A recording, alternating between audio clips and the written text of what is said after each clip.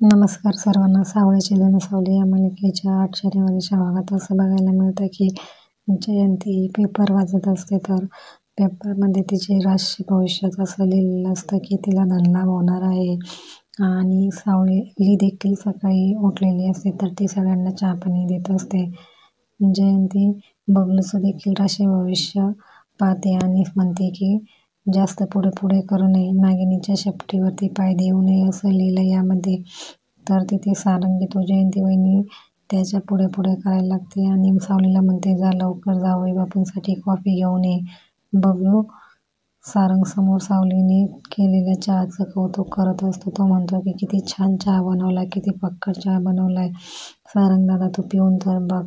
तर सारंग फक्त त्याला स्माईल देतो आणि म्हणतो नको राहू दे. सावली कॉफी घेऊन येते आणि सारंग कॉफी घेतो. बबलू म्हणतो, कशी झाली कॉफी? छानच झाली असेल. सावली वहिनी सावलीकडे रागाने पाहतो आणि सावली आतमध्ये निघून जाते. जयंतीला तर की नक्कीच काहीतरी गडबड आहे. तर इकडे बाहेर आई आणि बाबा यांच्यामध्ये आत पाहिलेला प्रकार याबद्दल ते दोघे बोलत असतात आणि ते उदास देखील असतात आणि रडत असतात. ते म्हणतात की सावली आपल्याशी खोटं बोलायला लागली, म्हणजे ती आपले दिवस खोटं चित्र उभं करत होती. बाबांना आठवतं की सावलीकडून वचन घेतलं होतं, काही झालं तरी तिने ते घर सोडायचं नाही असं बाबा म्हणतात. माझ्या वचनामुळे ती तिथे अडकली आहे. मी तिचं आयुष्य दावणीला बांधलं, पण आता नाही असं म्हणून ते ताडकन उठतात.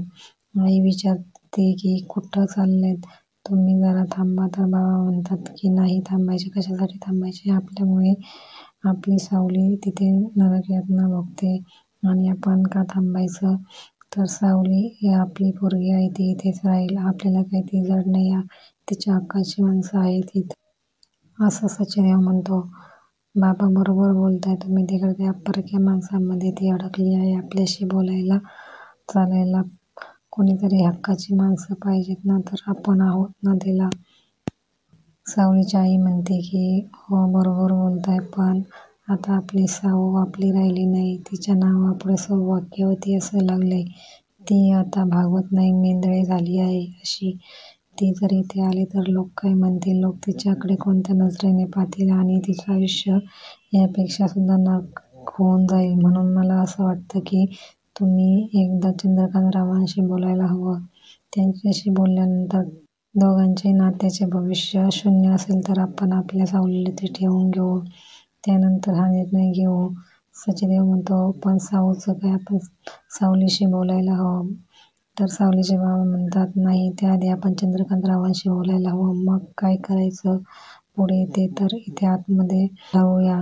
तर इकडे आतमध्ये सारंगने कॉफी घेतलेली असते. बबलू सोहम अजून एक कप चहा घेतात आणि ते म्हणत असतात की सारंग दादाला कॉफी आवडली असेल, पण तोंडावरून काही वाटत नाही.